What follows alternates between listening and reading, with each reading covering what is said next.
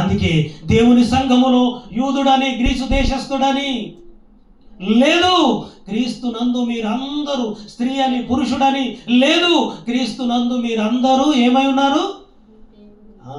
దేవుని పిల్లలమై ఉన్నాం. దేవునికి స్తోత్రం. కనుక క్రీస్తును విశ్వసించి క్రీస్తులాగా మనం బ్రతికి ఆ దేవుణ్ణి మనం మహిమపరచాలి ఈ భూమి మీద. అది దేవుని యొక్క చిత్తం. ఆ రోజు పరలోకంలో ఏంటి? సంతోషం కలుగుతుంది. పరలోకంలో సంతోషం కలుగుతుంది. ఆయన పరలోకము నుండి కన్నులెత్తి చూస్తున్నాడు. 2025 డిసెంబర్ 25 రాబోతుంది. ఈ 25కు కూడా నా పిల్లలు ఇంకా నా సంకల్పాన్ని తెలుసుకోలేకపోతున్నారు, క్రీస్తుని ఇంకా విశ్వసించలేకపోతున్నారు. అయ్యో, సంబరాలు చేసుకుంటున్నారు, మంచిదే. కానీ క్రీస్తులో విశ్వాసం ఉంచారా? వేటి యందు వీరి విశ్వాసం ఉంది? వేటి మీద వీరి విశ్వాసం ఉంది?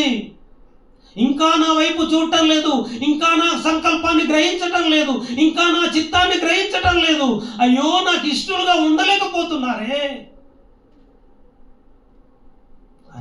అని ఆయన దుఃఖపడుతున్నాడు, వేదన పడుతున్నాడు.